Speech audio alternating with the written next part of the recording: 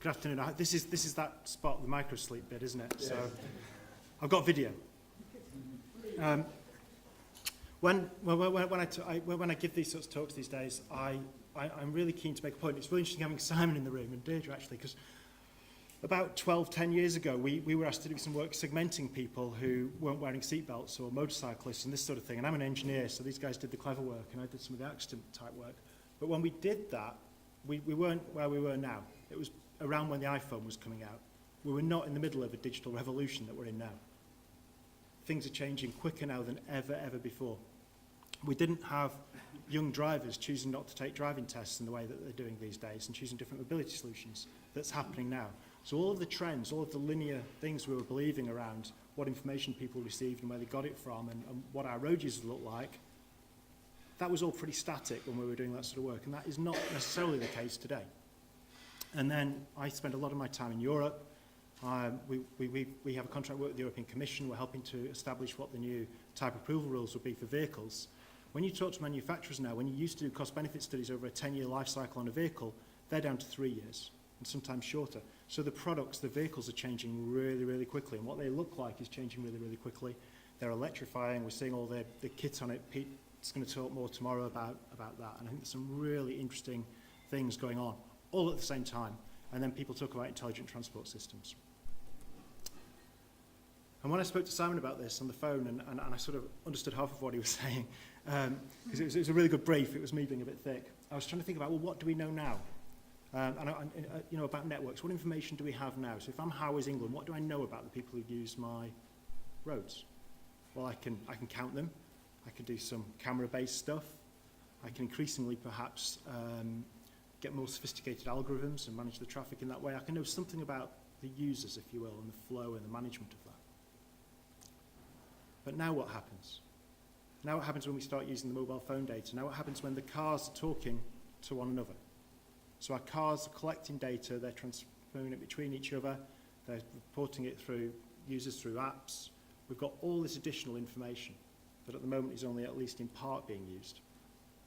What does that funnel look like? How do we gather that data for this audience?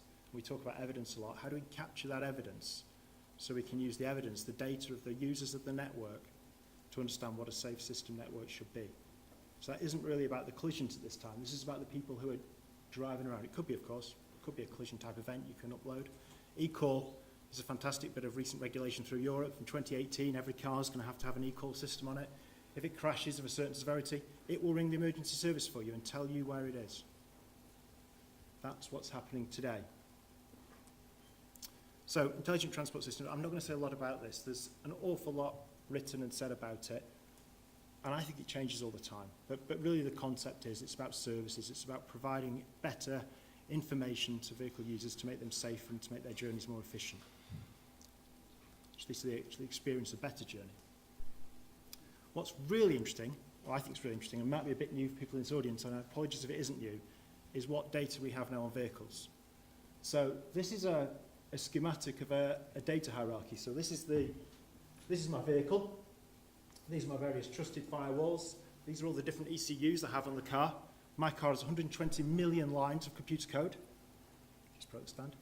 And I think 17 different computers on board. And my car isn't that flash. But we've got all of that information now on the car that you could either put up to the OEM, the manufacturer could own that data, or the data could go sit somewhere else and you could have some kind of interface to it, or you perhaps can run applications off the vehicle. All of that stuff and more is happening today, but at the moment it's all controlled by OEMs, essentially. Increasingly, that's going to be made more freely available. Europe are going to look for encouraging manufacturers to share that information, because if they don't, only Ford will be able to service Ford vehicles. Because all of this is all wrapped up into how that vehicle looks after itself. Okay, this was my story. So I've got a BMW, by the way, so Nicola and I are the same. So I'm driving home. I work at TRL, I work in Crowthorne, and I'm driving home a few months ago, and I got a really unusual message on my dashboard. It said, "Swan, warning." And I thought, oh, what does that mean? Because I didn't think it meant a swan. I thought there was some terminology that it meant a swan. Because about a second or two later, my phone pinged in the car, and then a really nice message came up on my infotainment system that told me it was a swan and where it was. This isn't the picture of the swan. I didn't do that. It was not me. I'm the engineer. I don't break things. So I've got systems in my car now that are talking to my sat-nav that are giving me like real information. My car now tells me when I get in it how long it's going to take me to get home and tells me I should go a different route. It advises me to do different routes. It knows where I go. It's pretty smart, my car. But so is Google Maps, so is Waze, so all these other different systems you can use. And increasingly, I'm really sorry to say this, but a lot of the people in this audience might not be using these apps, but most younger people rely on these apps and these devices, and they don't all use inbuilt systems like I do. They use attached to the windscreen iPad type stuff. That was just a picture of a swan because I felt I had to include it. I searched the internet for that. I'm going to try not to talk too much about technology, but I think it's really important to set a little bit of context. This is where we are now. This is the road we're on at the moment. We've got partial automation. What I mean by that is that cars can do certain things for us. If I don't brake, my car will intervene, it will brake and avoid the collision. But I've got to drive, steer. If I drift into the wrong lane, it'll bring me back into the right lane. Fairly soon, we're going to be in this highly automated place. That means when I get onto the motorway, for example, I'm going to press a button, the car's going to drive me on the motorway, and I'm going to do all the emails I should be doing. I'm not driving the vehicle at all at that event. And then perhaps at some point in the future, we get to this fully automated world where I leave my house, I don't have pedals, I don't have a steering wheel, I say work, it takes me there and it brings me home and so on. This perhaps is more of a specialist route, but certainly that middle section, that part of the road network, which is really quite soon, is going to be where we'll have very different vehicles on the roads at the same time. And people will be driving some of the time and not driving, and we've got to get them back into the driving task and out of that driving task around other people who are doing different things. A whole bunch of technologies that are on cars today. The bottom one there, traffic sign recognition. Think of intelligent speed adaptation. Cars now read the road signs, they restrict the car to a certain speed. I've put these up because most of them are being discussed as potential regulation in Europe. So as part of the general safety regulations for type approval in Europe, most of these technologies will probably become standard on cars from about 2020. New cars sold. Conscious of time, Simon, so I'm just going to show one of these videos. If I can. Excellent. So this is traffic jam assist. You can buy this today if anyone's got a Mercedes E-Class. You've got a Mercedes E-Class? You drive along, you hit a traffic jam, you press the button. Of course, when you're in your Mercedes, you all know the rules, so you keep your hands on the steering wheel. But if you wanted to, you could do what this gentleman's doing, because the car's going to follow the lines and the car in front up to a certain speed. And of course, it's feeding all that up in real time, or fairly near real time, to Mercedes, and they're learning from the performance of their systems, which is exactly what Tesla were doing.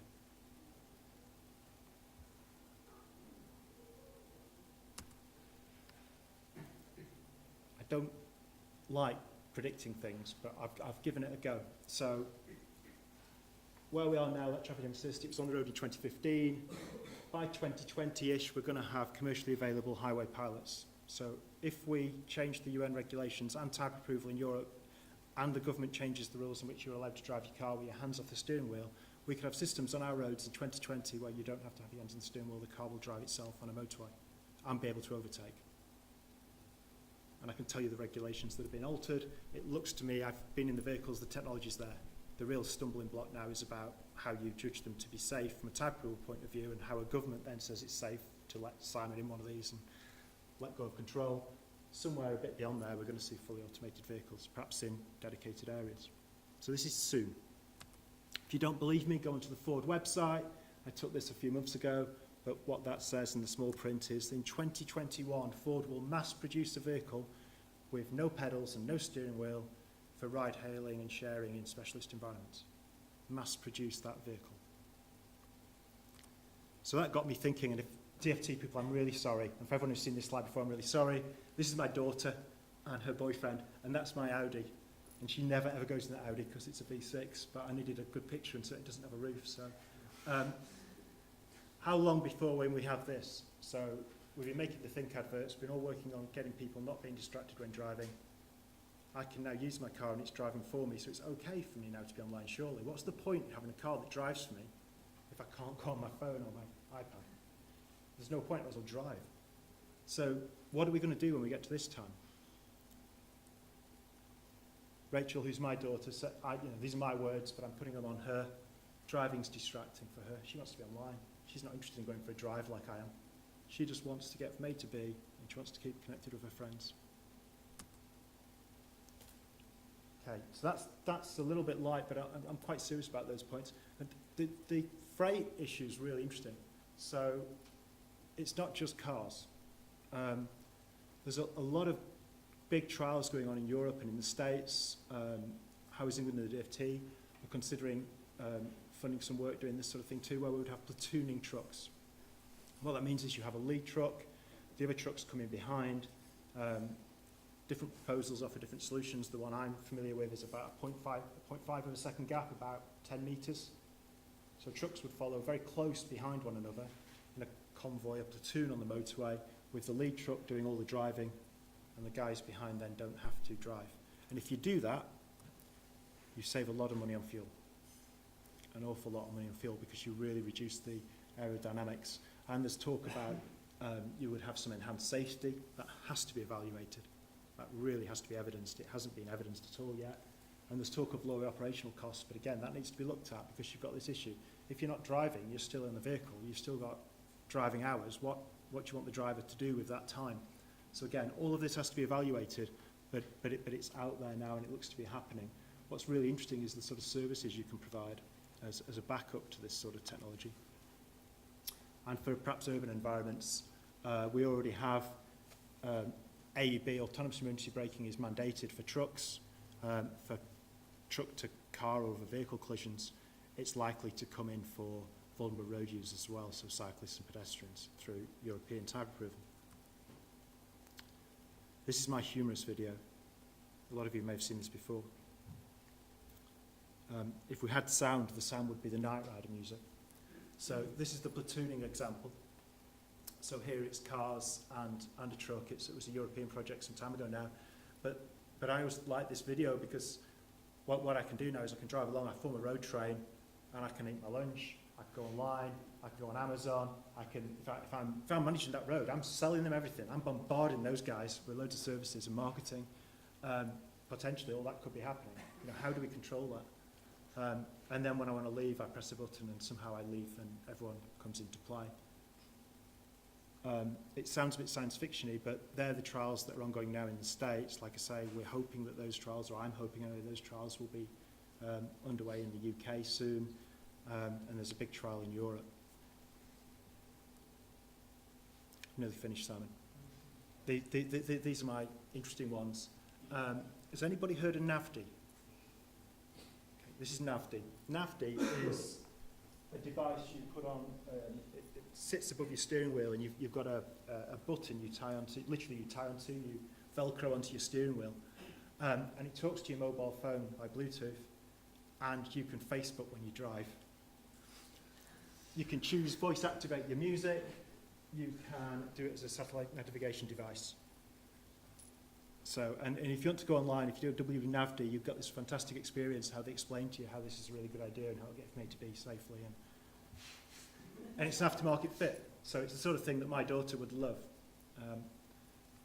And then, of course, there's all these other things like Starship, and Starship's a bit sort of out there in one way, but commercially it might well work, so maybe not that exact solution, but autonomous pods, drones, different vehicle systems on the vehicles, different ways to deliver goods is going to change the way we use our network. And we don't really know how yet. This is my slight marketing slide. We're very excited because we've got some Innovate UK funding. So we're working on a gateway project. So you may have seen that on the news. So we've got some pods that are going to go around Greenwich, autonomous pods, and go and see how people use them. We also have a Move UK project and a few others. Move UK is really very interesting. Move UK is where we have a fleet of Jaguar Land Rovers. They're being driven by real people, but we're hoovering up all of the sensor data in the background. So you've got the real person driving the Discovery, but from the sensors we're able to see what the vehicle thought it should do. So you're comparing the robot driving it that isn't actually driving it, what the person did. and we're looking for when the robot would have braked, and if the person would have braked, and would they be at the same time. And the idea is that if you base it in one place in the UK, you digitalise an environment, you can invite everybody in who wants to do this sort of research into one place, in one club, and share experience. I wrote some conclusions that I probably didn't need to write really, but I think the really important one is this one, that we're in an absolute revolution. Everything is changing so quickly, and it's data-led. And if we don't get on top of that, it's my opinion, but if we don't gather that information, if we don't learn from it, we're not going to have this evidence we're going to need to know if these new vehicle systems are working, or to know if any of the behavioural change that you're putting in place is having an effect. And I don't think we can carry on doing what we've been doing in the past to capture data. That doesn't, to me, seem to work, because things have changed too much. We need to go and collect data in a different way. I'm going to go right back to the beginning, because I forgot to say something. Oh my goodness, now I've ruined this presentation. The slide right at the beginning I showed was Joshua Brown. Those of you who don't know Joshua Brown by name, he was the American driving the Tesla in the States, who was in this particular vehicle. He was in the States on, I think, the 1st of July, I can't remember. Anyway, last summer. So he was driving in his Tesla on autopilot. And I always want to make this point, that autopilot is a system that will keep that car following the vehicle in front and within the lanes. It is not an autopilot. It's an advanced cruise control. You have to steer, do everything on that vehicle. He wasn't doing that. The radar on his vehicle looked under that truck that turned across him, and he died. He was going over the speed limit.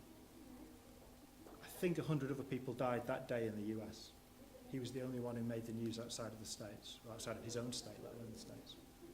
So I'm trying to make that point just to emphasise that we're now going to see a lot of these vehicles on the roads. So this is going to be something that we're not quite used to. I'll shut up. Thanks so much.